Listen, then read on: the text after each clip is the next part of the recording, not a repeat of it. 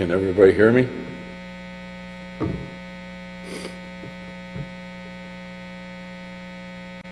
It's not going to be easy. I'll try to get through it. First, I'd like to greet the family and friends. Thank you for coming. Plus, it's being live streamed for the people that are in other states or friends and family. We gather here to celebrate, not to mourn, which I have been doing for 2 weeks and still doing it, but to celebrate her life. I want to thank certain people for helping me take care of her, starting with my sister, Brenda. When I needed help to get out of the house, to go to maybe a ball game or just reset my mind, I would call her and she would drop everything and come over and take care of Nancy. Thank you. Also, I have a friend, two friends who are like brothers to me. Billy, he would come over, he helped me move when I needed to be moved. He'd come over and visit Nancy, and when I needed to get out of the house, I had somebody to go to lunch with, talk my problems over, and I appreciate that. My buddy Lou, we text back and forth during sports games. He knows what I was going through, and he was a listening piece for me. And we'd sometimes joke around to try to make me laugh. And Lou, I love you. I'm going to try to get through this and not be emotional, which I am. But I'm only going to talk about the good things about Nancy.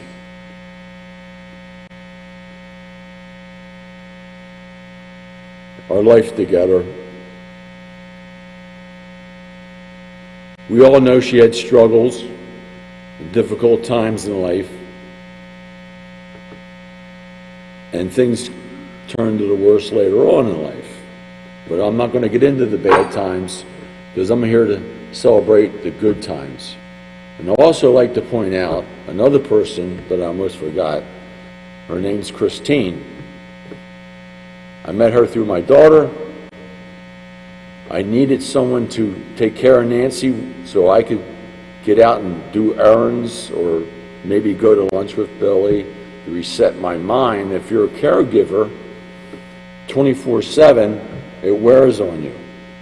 And you try to take care of your loved one, and sometimes you get angry, and you shouldn't, but it happens. And you need someone to help you to reset your mind.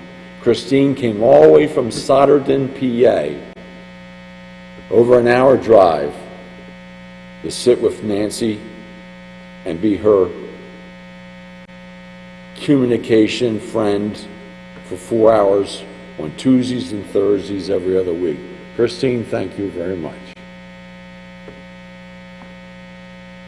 So, they say opposites attract. So true. There's Nancy, there's Donnie. Nancy went to Catholic school, Donnie went to public school. Nancy was popular, beautiful, outspoken, many of friends. She even was formally engaged. She was a hippie. Donnie, homebody, quiet, no confidence, shy, stayed at home. It even got to a point once when my own mother asked my best friend Joey Mullen at the time And my family called me Bub. Nancy never called me Bub. She called me by my real name, Donnie. And my mom asked Joey, does Bub like girls? I do. So, how opposite could that be? If we met in high school, we were in two different circles. I was a greaser, she was a hippie. I was shy, no confidence. She was outgoing, popular. And I didn't think I was good looking. So, it would have never happened if we met then. So I used to work for DuPont, and I left DuPont in 1976 and started working at Wawa Dairy down the street, August of 1976. I had a weird shift. I worked day work Mondays, second shift Tuesdays and Wednesdays, third shift Thursdays and Fridays. Terrible shift for a single guy, don't you think? So I worked there 2 years.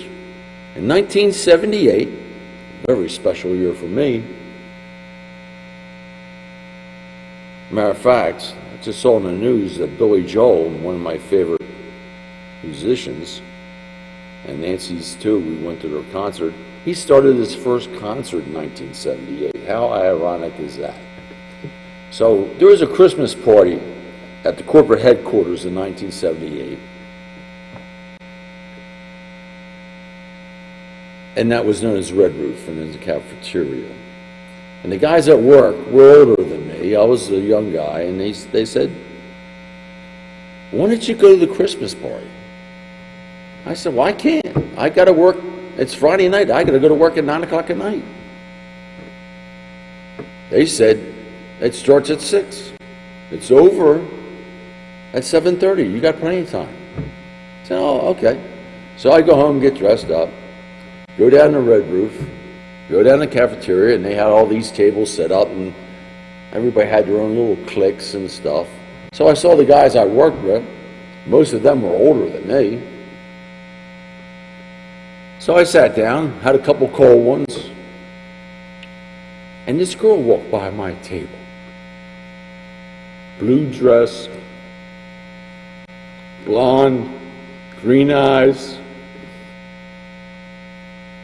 gorgeous. And I said, wow, I like her. And the guy sitting next to me, his name's Walt Zinser, and he knew practically everybody, and he had a personality opposite of me. He says to me, he said, why don't you go over and say something? I said, are you kidding me? I don't know her. No way. He gets up, walks over to the table, says something to her, and next thing I know, this girl's walking my way. She comes over and sits in the chair that Walter was sitting in and looks at me and says, I hear you like me. The shy, I was dumbfounded. I tongue-tied. I didn't know what to say. I just went, yeah. I couldn't say anything. But she started the conversation. She said, where do you work at? What do you do? So I told her, work down at the dairy, I'm a mechanic. And then she said, I work in accounting. I just started working here not too long ago. And I also have another job at the Gap in Concord Mall. That was her full-time job, but she was leaving there for Wawa, and she was still working at the Gap on weekends. She left the Gap because they wanted to transfer her to San Francisco. And her father had heart issues, and she did not want to go. Matter of fact, during our conversation at the Christmas party, she said, excuse me, but I got to go call home and check on my dad and make sure he's okay. And she did. She came back, and then we continued to have the conversation. And then it led to, you know, if something happens to my dad, my mom and I, my mom's from upstate Oliphant, which is next to Scranton. We're probably gonna move up there. And I'm saying to myself, I just met this girl and she's gonna move. So it was 7:30, the party was over. I had to go to work. And she said, there's an after party down at the Ramada, Route 1202. You wanna come? I said, yeah. And I had a quick find a phone. There was no cell phones back then. I had to find a phone, a land phone. I don't know if it was a pay phone or a Wawa phone or whatever. I called down the plant, and there was a guy named Frank Carino working there. He was a second shift mechanic. And I told him, I'm going to be a little late. And he was thrilled because he knew how shy I was. And I told him I met this girl. He said, take your time. And at the time, we had time clocks. He says, you're in. I banged you in already. So I went down to the Ramada. And she was hanging with her girls from the accounting department. And they all had boyfriends. And we started dancing. We had a good time. And before you know it, it was 11 o'clock. I had to go to work.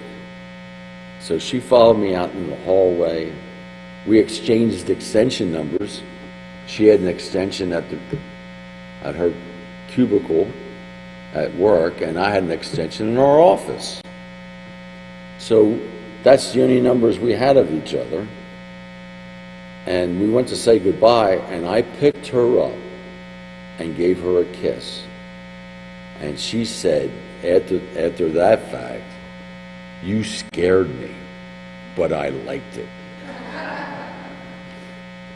So I was off on a weekend. It was a short weekend because I get off at 5 in the morning Saturday. But that was the longest weekend in my life because I wanted to see her again.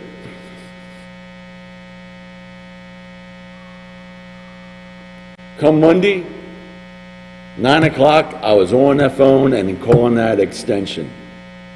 And she picks up, and we start the conversation. And I asked her if she'd like to go out, and I had a good time. She said I did too. And we made a date. We went to the movies. It's probably one of the dumbest movies we ever saw, but it didn't matter. I wasn't there for the movie. It's called King of the Gypsies. It was down at the Tri-State Mall. It's not even there anymore. So after that point, we started dating. And we got on weekends with the group of girls she worked with. They all had boyfriends. And it was the disco era. We did Saturday Night Fever, Bee Gees, you name it. It was every weekend we did that. So came February of '79. I told Mom, I love this girl. I'm going to ask her to marry me. And Mom was happy. So was Dad. So I proposed to her on her parents' steps going into the apartment. And she said yes. And we set a date for September.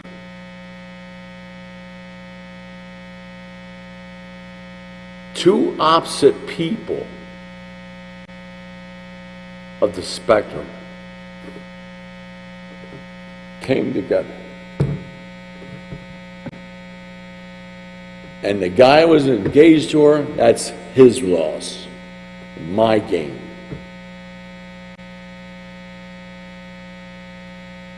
I'm not going to talk about the bad things that happen in our marriage, only the good things. She was loving, beautiful, outgoing, friendly. She had a laugh that was contagious. She brought me out of my shell. I wouldn't be able to stand here right now today talking to you because I would be sitting in the back saying I can't do it. She did that for me. She made me confident made me who I am.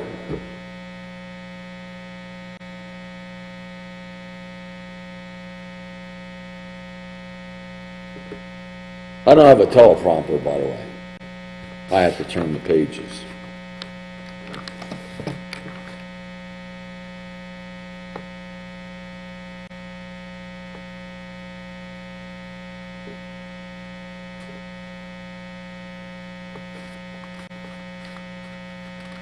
Like any marriage, it has its ups and downs, and ours wasn't perfect. But you take those vows, if you mean what those vows say, a lot of people today, too many times, don't really know what they mean. Something stupid happens and they want a divorce right away. We've been through a lot. Good, bad. We even had a hard time having children. She told me once, before we had our daughter Colleen, she says, "You have to leave me. You can't have kids. I don't want that for you." I said, "No, I love you." I said, "I'll tell you what we're going to do. We're going to put an in-ground pool.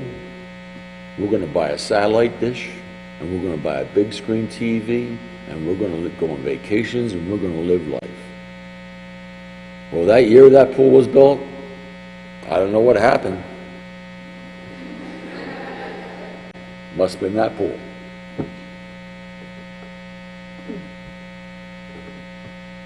Good swimmer.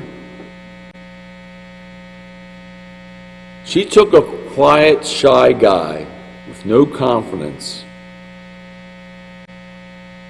and made me a new man. We raised two beautiful daughters. One is in the medical field,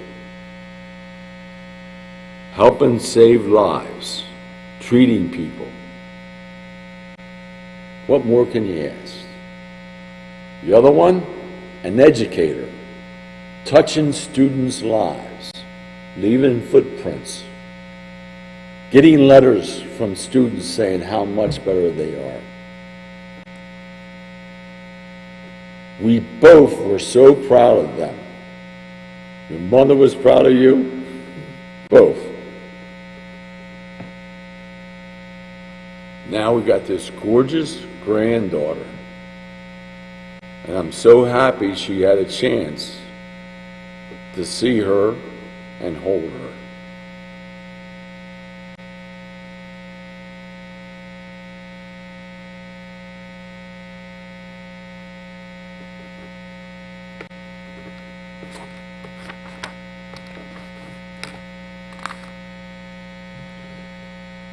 Last 4 years has been very difficult.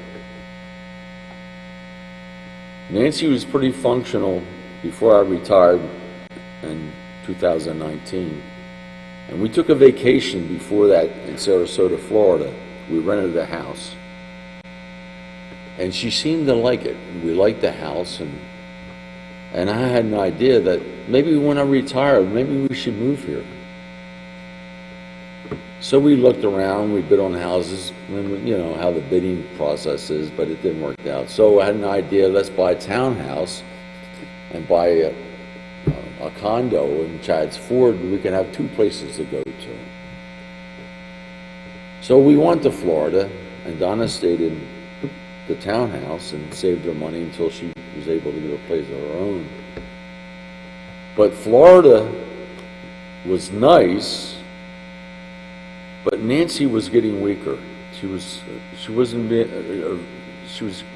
Her body was, vascular disease wasn't allowing her to walk long distances.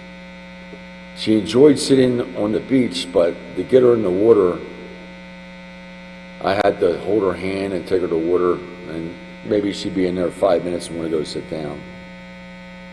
And I used to tell her, I said, when Donna visited us, she did more in 1 week than we did in 2 years.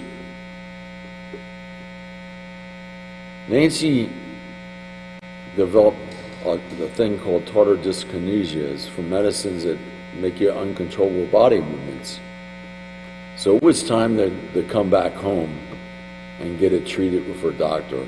So we sold Florida and came back home. Moved in the condo, and we hated it. We hated the condo. You feel isolated. She wasn't happy with it, and I wasn't happy with it. So we went out looking at a house, and we got a house in Delaware now. And it's nice.